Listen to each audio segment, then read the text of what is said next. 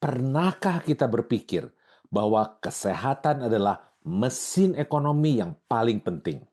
Kita akan membedah mengapa kesehatan di Indonesia bukan lagi soal biaya, tapi soal investasi.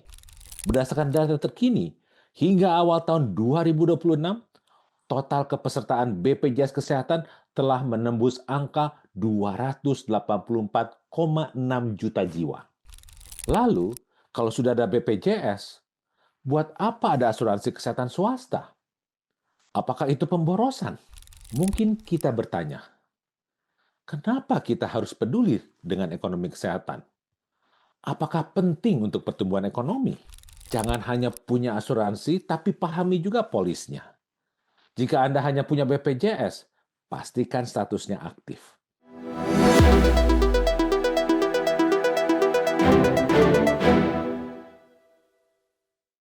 Halo semua, selamat datang kembali di podcast Linomics. Saya Fahlino Suib, dan di sini kita ngobrol santai tapi serius soal ekonomi Indonesia dan peran kita di dalamnya. Di episode kali ini, kita akan membahas sebuah topik yang seringkali kita hindari sampai kita benar-benar membutuhkannya, yaitu ekonomi kesehatan. Biasanya, kalau kita bicara ekonomi, kita bicara misalnya saham atau harga beras. Kalau bicara kesehatan, kita bicara obat atau rumah sakit. Tapi, pernahkah kita berpikir bahwa kesehatan adalah mesin ekonomi yang paling penting? Bayangkan, sebuah negara dengan infrastruktur yang megah, tapi rakyatnya sakit-sakitan. Apa yang terjadi? Pembangunan menjadi macet.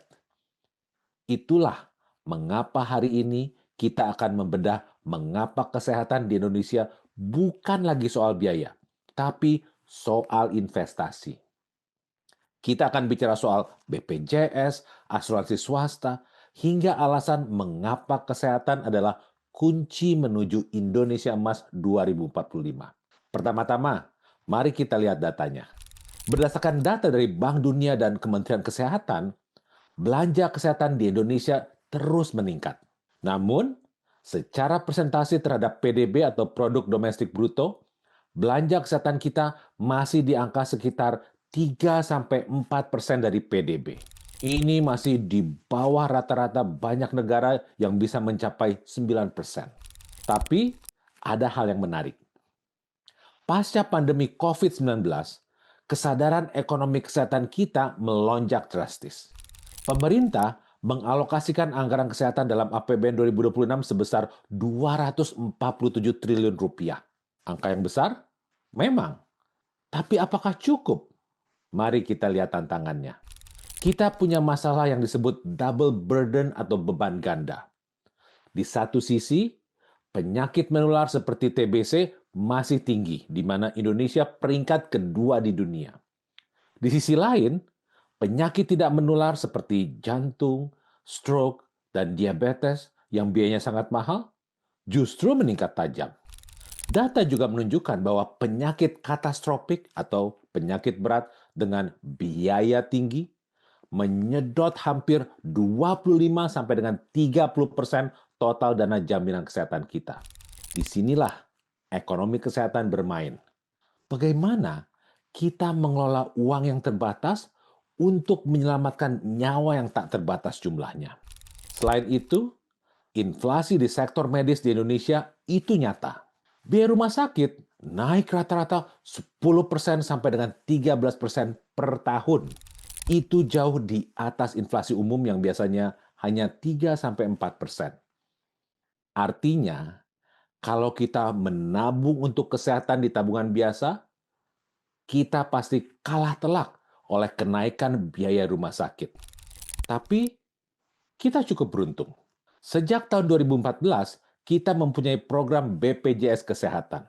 Suka atau tidak, Indonesia memiliki salah satu sistem universal health coverage terbesar di dunia.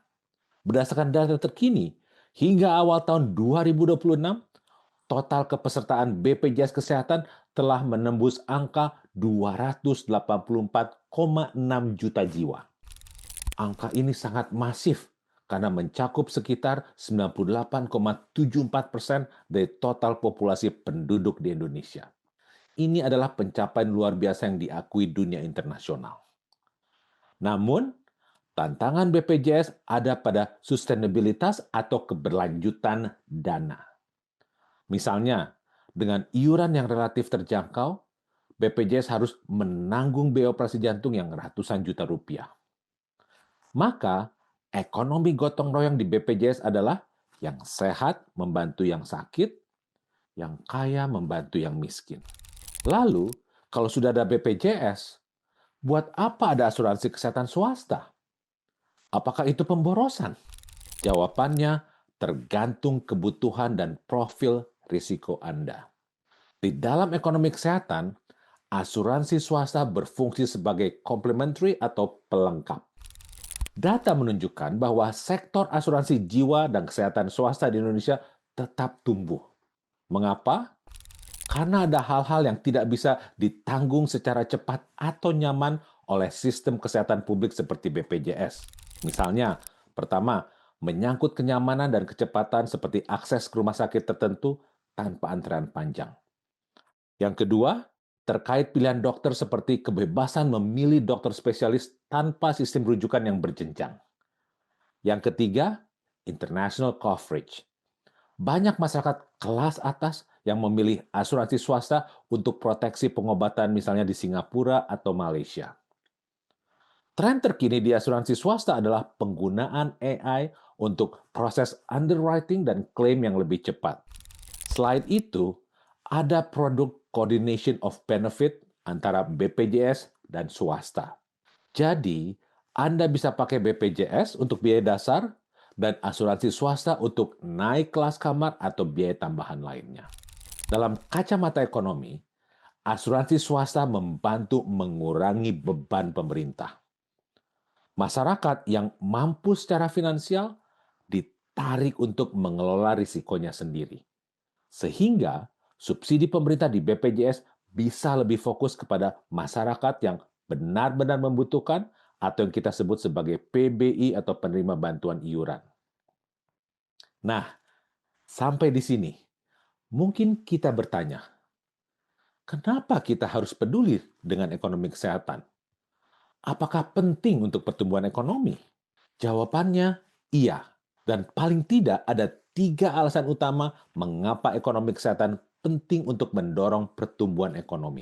Pertama, karena ekonomi kesehatan berhubungan erat dengan modal manusia atau human capital. Indonesia sedang menghadapi bonus demografi. Kita punya banyak anak muda. Tapi bonus ini bisa jadi bencana kalau misalnya anak mudanya kena diabetes di usia 30-an atau stunting di masa kecil. Orang yang sehat adalah orang yang produktif.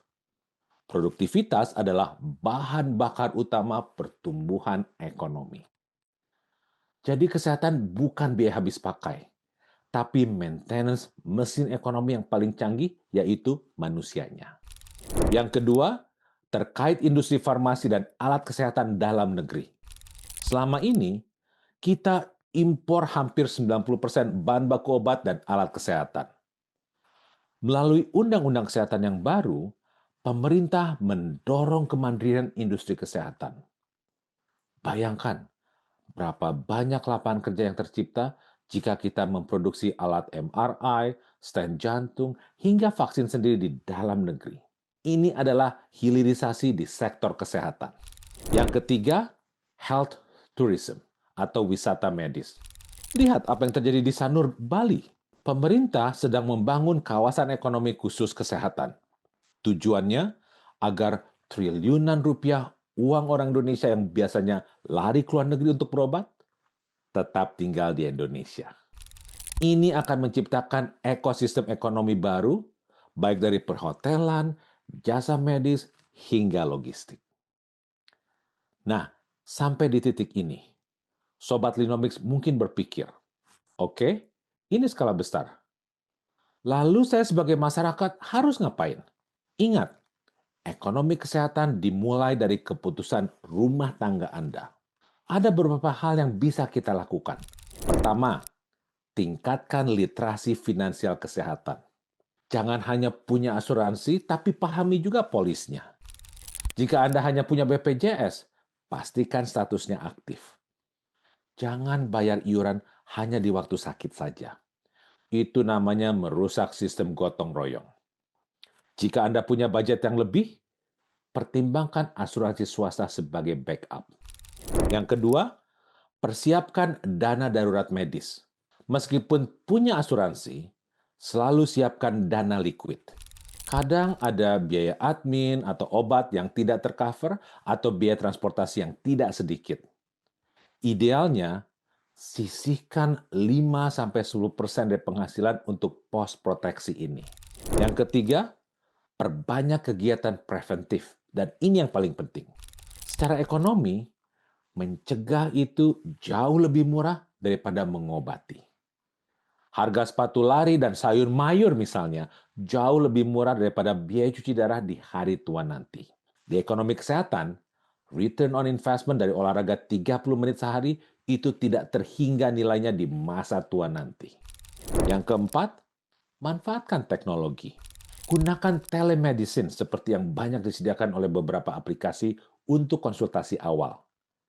Ini menghemat biaya transportasi dan waktu Anda. Jangan langsung ke IGD kalau hanya batuk pilek biasa misalnya. Jadi kesimpulannya, kesehatan adalah fondasi dari setiap angka pertumbuhan ekonomi yang kita lihat di berita. Tanpa masyarakat yang sehat, tidak akan ada ekonomi yang kuat.